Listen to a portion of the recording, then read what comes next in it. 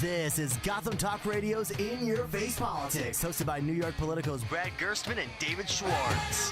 Gotham Talk Radio's In Your Face Politics is the only show in NY that has real insight to the world of politics with no cookie-cutter talk. Now it's time for Gotham Talk Radio's In Your Face Politics with Brad Gerstmann and David Schwartz. Good evening, New York. This is David Schwartz with our co-host Brad Gerstmann. This is Gotham Talk Radio, and we have a great show for you tonight. We've had so much going on in the world, Brad. We've got charter school wars. We have Gary Milius being shot.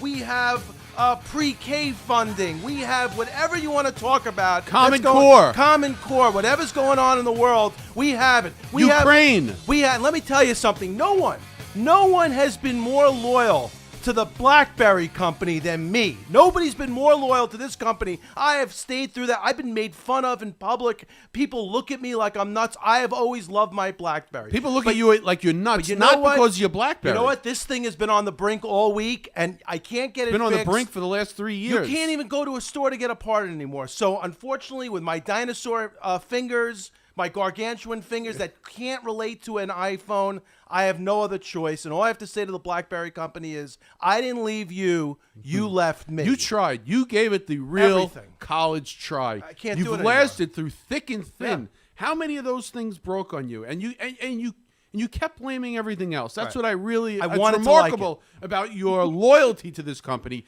is you've blamed things that couldn't break. You said that the computer system's broken. You're saying that our what do you call it? Our filing system's broken. I blamed it on myself. That I'm too rough on it. It's your problem. Your fingers are too thick. Yeah. All kinds of crazy stuff.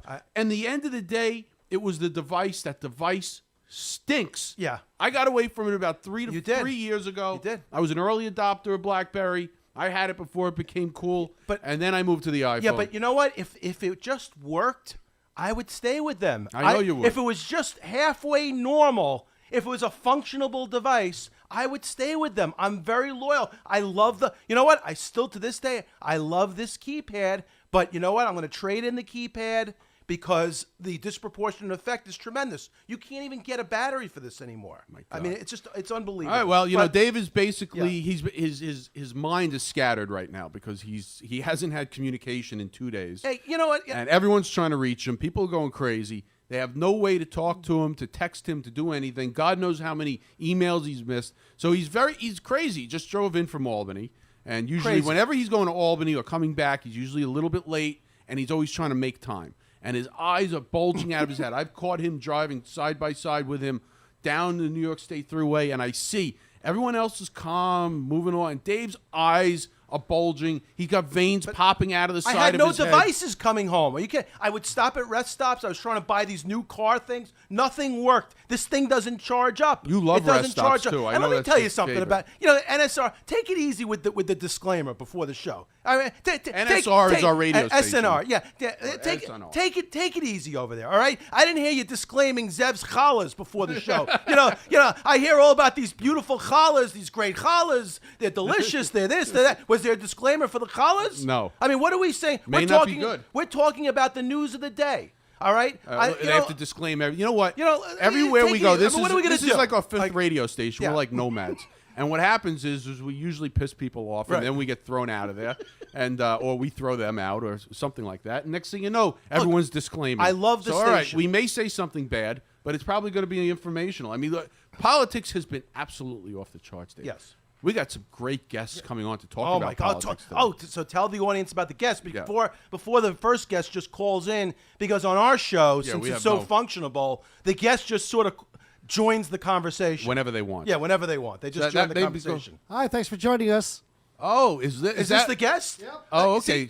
You know, there's no lead-in, Tim. Let me jump on. Let me talk. I mean, the guest. We have a great guest. We have a great guest. I'm sure you've heard all of us talking about it all day. We're very excited. Brad, please introduce our great guest. Yeah. So we have communications guru from Washington D.C. and New York City, Liz Smith. Liz, are you with us today on Gotham Talk Radio with Brad Gerstmann and David Schwartz? Hey, Brad, how are you? How are you, Liz? All is good I here. don't get a hello. I mean, I know you know Brad much better than me, but I don't get a hello. I mean, Well, I didn't want to make Brad jealous. I feel so Yes. left out over here. It's unbelievable. Liz is my girl. Liz is my girl. What can I tell you? How are you guys doing tonight? We're great. We're great. So, Brad, why don't you kick this? Yeah, off? it's great for Brad, joining. I know- Brad told me that he's going to take the lead on this interview. So if Well, I first, appear, one question for you: Is Brad wearing a matching pocket square and tie this evening? he actually has his jacket off. So, but earlier in the day, you see, Brad's pocket squares usually don't match his tie. That's not an part of his exact MO. match, They're not no. an exact match. No, that's it. But what I'm going to do, Liz, I'm going to do you a big favor right now. I'm going to take a selfie. By the way, And then Liz, I'm going to send it to you right Brad now. has a very excellent relationship with my father, and my father's very upset at Brad that his pocket square and his ties don't match exactly. And I've heard them debate this issue. Brad is very passionate about these issues. Yes. So, Well, yes. He's a fashion trailblazer. Yeah, well, thank you very much. Coming from you, Liz, who certainly knows how to dress, is a terrific-looking young all right, lady. get to the substance. Oh, I Brad, wanted so to. I all can right, follow. well, you. anyway. All right, come on. All right, listen, Liz. We're glad to have you. You're, what a lot. We want to try to get people to have people to get to know you a little. You're really a Washington D.C. communications guru, isn't that right? Well, I mean, I'll take that characterization from you, but I do have a lot of experience doing Democratic communicating all across the country. In Washington, I worked for the president's reelection campaign, and I've worked on campaigns for governor, senator, Congress, across in I think probably 8 to 10 different states. Oh, you do a terrible job selling yourself. Weren't you the one where during the Obama-Romney debates, what did you do during that debate? What did Romney say? And you were able to make that statement go viral and go all across the world. Don't underestimate your abilities. Tell our listeners what you really do. Okay. So for the president, I was his director of rapid response on the 2012 campaign, and that meant that I responded to basically every Republican attack that came our way, all the way from Mitt Romney and Paul Ryan down to folks like Rush Limbaugh. So it was about seizing the moment when Mitt Romney would say colossally stupid things, which was fairly often, and it was about defending the president's record against factually inaccurate attacks. It was a very fun job. It involved a lot of stressful moments, and there were some great moments during the debates. How is the one greatest moment of all that we can all remember during the debate is when Romney said, "Binders filled with women." Right. What happened? Right. And just tell me the process. So you hear that. Right. Does someone else hear it and say, Sure. say, Liz, Yeah. jump on this? Or did you hear it and say, I'm going to jump on this? I mean, I think that was one that that was bigger than the campaign. I think that was one where people organically, outside of the campaign, realized that it was just such an absurd statement and really jumped on it. Certainly the campaign messaged around it, but that was one I think that had its own legs. But you're credited. I mean, according to all sources, you're credited for, for lack of a better term, blowing that up, making that huge. Sure, but, I was involved with blowing a lot of these things up, but I'll leave that to I'll leave the bragging on that stuff to other people. Sure. You've had really. It's an interesting career. If anyone follows you, and I know so many people follow you on Twitter, and that's where you do most of your damage. But you also do it in real life communications. You Sure. were during what I think was actually remarkable is you came on late in the day with De Blasio. He had already won a very, very strenuous primary, and then you jumped in for the general election and jumped right to the top of the heap and became his communications director for our mayor. Mr. De Blasio before he was mayor. That must have been an exciting job during the general election. Yeah. I mean, technically, I was his chief spokesperson person, but it was great. Yeah. I'm a kid I grew up in suburban New York and in Westchester County, so it's always a dream of mine to get involved in New York City politics.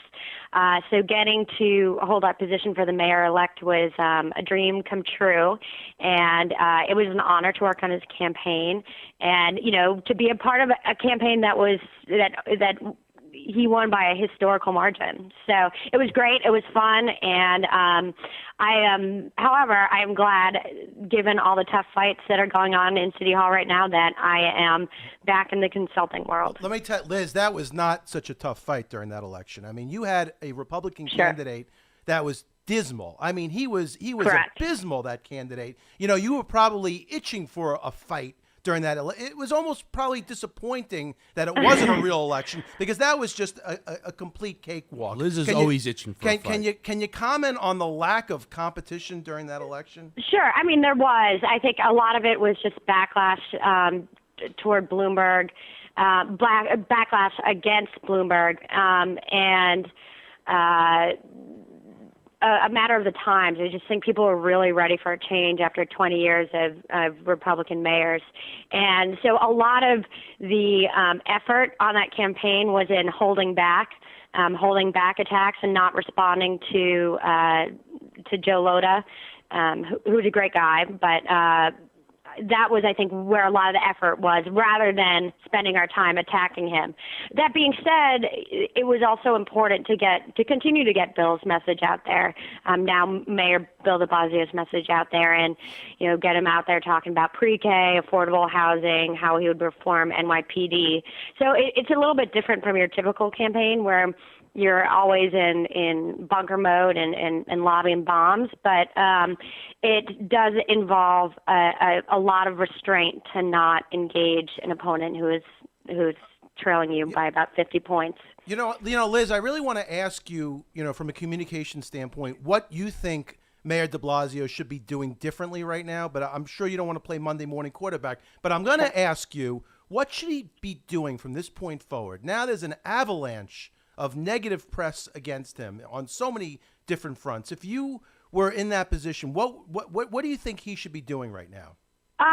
Look, I've worked for former mayors, very successful former mayors, and they were successful.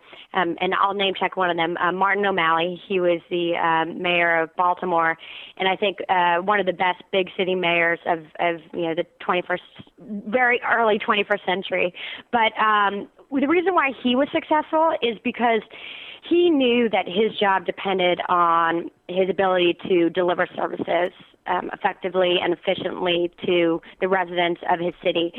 He ran on a platform of reducing crime, of improving schools, of reducing drug addiction, and he delivered on those promises. He didn't focus as much on ideology, and I think what I would say to Mayor de Blasio is you see him going up to Albany a lot. You see him campaigning on the pre-K tax, and he was up there. He was kind of pulled into this charter debate yesterday. But I think my advice would be to do what the people elected him to do, play in the sandbox of New York City, which is a very big sandbox, and work on delivering all of the services as best as he can. There are things he can control here. He has a city council that is ideologically favorable to him, and he can implement some of that progressive agenda that he wants to right here in the city with things like living wage and paid sick leave, while focusing on the day job, which is running the city, running the biggest city in America and running it well. A couple questions along with what you just mentioned, but since we're limited on time, I want to make sure I get this out. As you wrote a very interesting article, that op-ed in the Daily News that was published about a week ago, and it was about, I guess, just the power play between New York City mayor and New York City mayor when he comes up against, or she comes up against the likes of Albany and the governor. So you want to just provide a little insight into that, and what gave you the idea to write that article? Sure. Well, first I was approached by the Daily News about writing just a straight-up political analysis of the fight and of the debate on it. So, and I agreed to, because I think it is a very interesting and instructive lesson in power politics. But my general thesis was that the debate over how to fund pre-K is done. It's done because all of the power on this issue resides in Albany. The Senate President, Dean Skelos, has said he will not bring de Blasio's tax plan up for a vote. Governor Cuomo has said he has no interest in raising taxes in an election year. So what I advised was that Mayor de Blasio should take the governor up on his offer of a blank check and start focusing on other things. One thing that I think that he could be spending time on, and that his administration, I'm sure, is spending time on, is figuring out how to implement pre-K. Forget about funding. The tough challenges are going to be, how do you find room for all of the kids that he wants to accommodate? How do you find educators to educate them? And so I think a lot of the devils will be in the details here. A lot of the devil will be in the details here. And the funding aspect of this is probably not even the toughest part of the pre-K debate. Dave, can I just jump in with one more quick? Sure. Only because I know she has obviously, you're in Washington, aren't you, right now? I'm actually in New York, but I'm headed to Washington in the morning. And I know your contacts in Washington are very deep, and you have a home there, all those kind of things. So, what is de Blasio's effect on Democrats in Washington? What's de Blasio's effect that progressive is the new black now? I mean, it's like the coolest thing going. Yeah. So what does that mean? What is it? Is it doing anything to Democrats in Washington? Well, I mean, I think it's still too early to tell. I think, I was down there last weekend. I was down there at the National Governors Association, and certainly there, down in D.C., there's a lot of talk about the new mayor in New York. I think it's too early to tell, but I think that he has been held up as a face of progressivism and the new type of aggressive progressivism in the country. And I do think it's incumbent upon him, given that, to prove that progressives can govern, can manage, and really can wrangle a city as big as New York City. Because I think the knock against progressives has always been that, sure, they're great activists and they've got great rhetoric, but they can't manage to save their life. And so I think it's too early to tell. I do think certainly there's a lot of buzz about him, but if he can take control of the narrative and show that a true progressive can manage New York City, I think that he can be held up as a major leader in the Democratic Party. Liz, let's get back to New York for a second. And I agree with you that it is a one-round knockout, but I want to try to get into your head a little bit about this whole dynamic between Andrew Cuomo and Bill de Blasio. All right, so let's assume it is a one-round knockout. Does Andrew Cuomo help his opponent up, and they all could stand there and give him some runway and some room so everybody can land safely so he doesn't look really bad here? Or does Andrew Cuomo go for the real knockout punch and put this guy on the canvas for good? What's gonna be the end result between the charter schools and the pre-K? What's going to happen here? Well, I think those are two separate issues. I think with pre-K, I do think that he gets a little bit of room to declare victory, whether or not he being Mayor de Blasio perceives it as victory. But I do think that the governor will kind of reach an acceptable deal with the mayor that allows him to declare victory on getting sufficient, or at least nearly sufficient, funding for pre-K. I think the charter issue is a little bit different, and can I go on just a little bit of a tangent here on this charter issue? Please do. This is one issue that Mayor de Blasio campaigned on. He was consistent on. He was saying he was against co-locations and that he wasn't fond of Eva Moskowitz as far back as last spring. I don't know if the media and the elites were asleep during this debate, but I think it's more. I think it's more on them that they didn't put a spotlight on what he would do in terms of charter schools than on him, because he's delivering on a campaign promise. He said he would do this, and he did do it. So I'm a little bit surprised at how the media has reacted so violently to what he's done. Whether or not people agree with what he's done, it's consistent with what he said he would do. And yeah, but he didn't shut them all down. I mean, he isn't really taking an aggressive approach. Now, I want to just state for the record that I stand on the other side of this and believe in charter schools. But nevertheless, he campaigned to basically, put a bullet in all of them. Yeah, but Liz, is it really media driven? It seems to me real grassroots driven here. It seems to be there's a great where were these grassroots movement. When he was saying this last spring? Where were they when he was saying this in the early summer? So as much as I think that they want to demonize Mayor de Blasio for this position, this is a good lesson that elections have consequences. It always boggles my mind when people elect an anti-choice Republican to be governor and then are shocked when he defunds Planned Parenthood and starts closing down abortion providers. Elections have consequences. Bill de Blasio campaigned on this. He earned a lot of support on this. And I think that the media and the grassroots groups who turned out and were in Albany the other day, should have maybe put more of a spotlight on this issue during the campaign. But, all I can say is elections have consequences, and New York will have to live with the consequences here. But there's nothing, Bill de Blasio is just delivering on his campaign promise. So I don't think he can be faulted for that. I'll tell you, that's an incredible comment. Elections do have consequences, and it's not just on this higher level.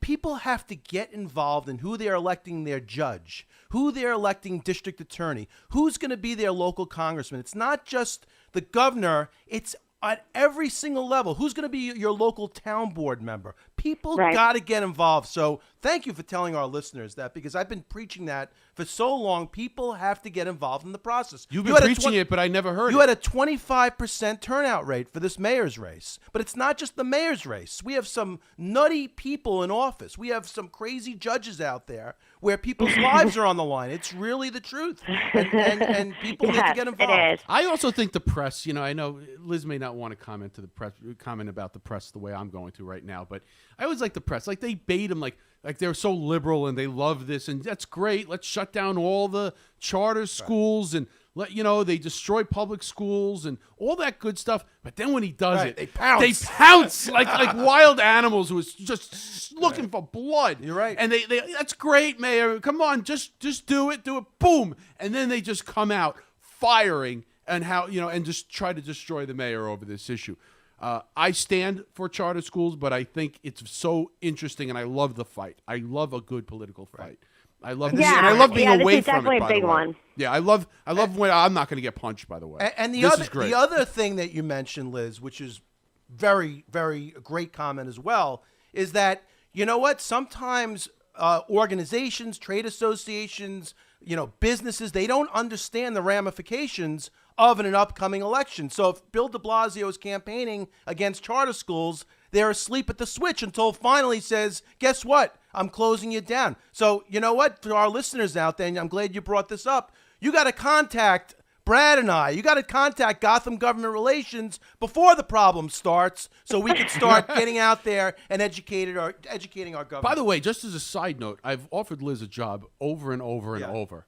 I've offered her a job. I said she could run her own company for us. She could anything she wants. Right. But she has one time after another, Dave. She doesn't need says us. No. She doesn't need us. She's so scared. She basically invented rapid response. She's really understating her qualifications and her skills. So I love that you guys are promoting your business on the air, but I'm a little concerned it might violate some FCC laws. You can promote yours too. Yeah. Listen, this is. But don't you like how we talk about you in the third person? Like you're like part of the conversation. Why wouldn't you join Gotham? Why wouldn't you take me up on the multiple offers I've made you? You know what? This is a conversation we can continue out there, Brad. You know what, Liz? Thank you so much for joining us. We really appreciate it. It was very, very interesting. Hopefully you'll come back. and join us. And wishing you the best. Would love to. Good talking with you guys. Bye, Thank Liz. Take care. Bye. Well, that was great. What an insightful person, and certainly very successful at what she does. She's one of the best at what she does, and people really need to understand who people are, who the real person is sometimes, rather than she's a brass lot of knuckles Michigan lady. Yeah. I mean, if you follow her, if you deal with her, and we've dealt with her in the context of campaigns, and she's a take no prisoners kind of person, and that's what campaigns are about, male or female. It's a great business if you love confrontation, if you like conflict, if you like a war without actually having to be physical about it. Although sometimes it comes to that. You see, I'm a lover, not a fighter, so I don't really. It's not my. I like to bring people together. We could all sing "Kumbaya" together. And I love the fight. bringing people together. But that's my thing. I always wonder how people that are really in these hardcore campaigns, even like Liz and other people like her that are always in the trenches, how they do it one day after.